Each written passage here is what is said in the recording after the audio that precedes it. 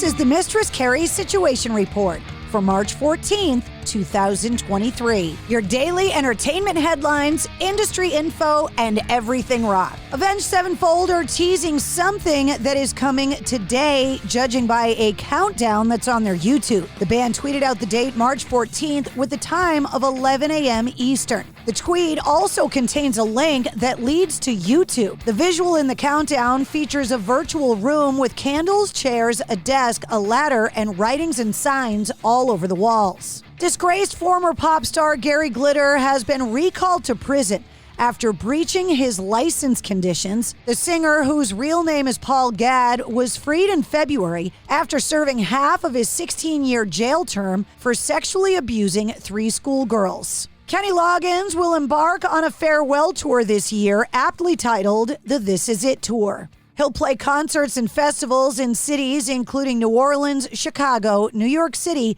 Las Vegas, and Los Angeles over the next few months, saying, quote, "I don't see this as the end of my professional career, but certainly a halt to the grind of major touring." The 75-year-old is slated to hit the Mohegan Sun Arena in Uncasville, Connecticut on September 14th.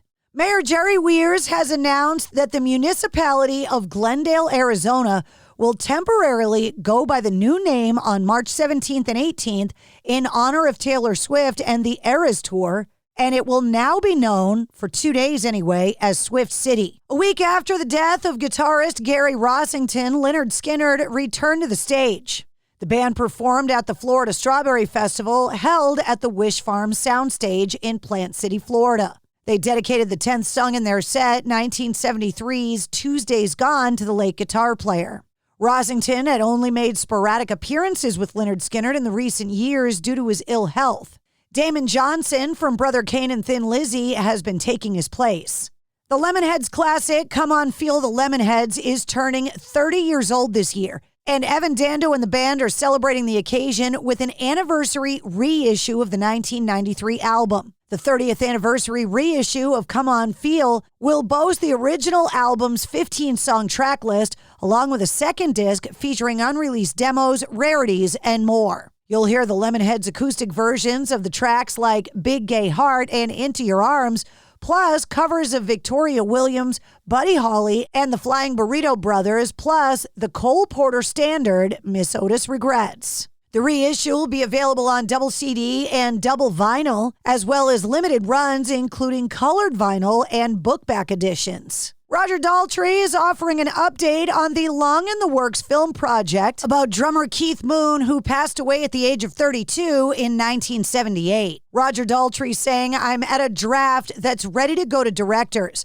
I'm waiting on a reply from a director that I was talking to prior to starting writing the script. I'm very pleased with the script, and it will be made. As soon as he's finished with the film he's on, he will read it, and I'll get a reply from him, and hopefully we'll get it made ASAP." The Counting Crows have mapped out a massive 56-date North American tour with special guests Dashboard Confessional and Frank Turner. The Banshee season tour kicks off on June 13th and runs through the end of September, with a finale at the Red Rocks Amphitheater in Morrison, Colorado. Tickets for the tour go on sale this Friday at 10 a.m. local time via Ticketmaster. New England dates include July 14th in Guilford, New Hampshire at the Bank of New Hampshire Pavilion, July 15th in Boston, Massachusetts at the Leader Bank Pavilion, July 18th in Providence, Rhode Island at the Providence Performing Arts Center, and July 19th in Bridgeport, Connecticut at the Hartford Healthcare Amphitheater. While Robert Downey Jr. won't be returning to the big screen as Tony Stark anytime soon, he will be joining the board of a Boston-based digital security firm called Aura, saying, quote, "Honestly, the exponential growth of online crime just in the last several years is truly terrifying.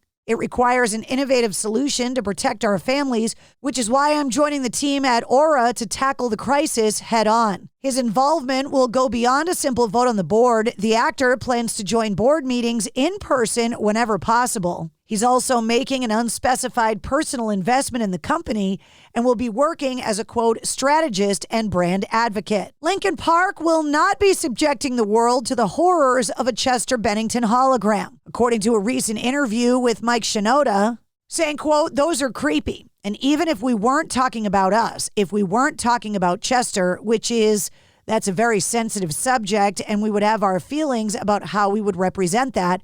For me, that's a clear no. I'm not into that. But even as a viewer of just a fan of another band, like I heard ABBA, for example, they're doing a hologram show and they're still alive. Guns N' Roses guitarist Slash has launched a horror film production company with partners from the distributors Raven Banner, the team behind such titles as Slumber Massacre, Hunt Her, Kill Her, and Wolfman's Got Nards. Saying, quote, "I've always been a huge horror fan, especially going back to the days when horror movies actually scared the hell out of you. I want to get into the heart of the producing business so I can try and make movies that I would like to see." And that's your sit rep. For more details on all of the stories, check the links in the show notes of this episode. And don't forget to follow and subscribe to the Mistress Carrie Podcast. New full-length episodes come out every Wednesday. Episode 144, featuring Billy Sheehan from the Winery Dogs, is available now.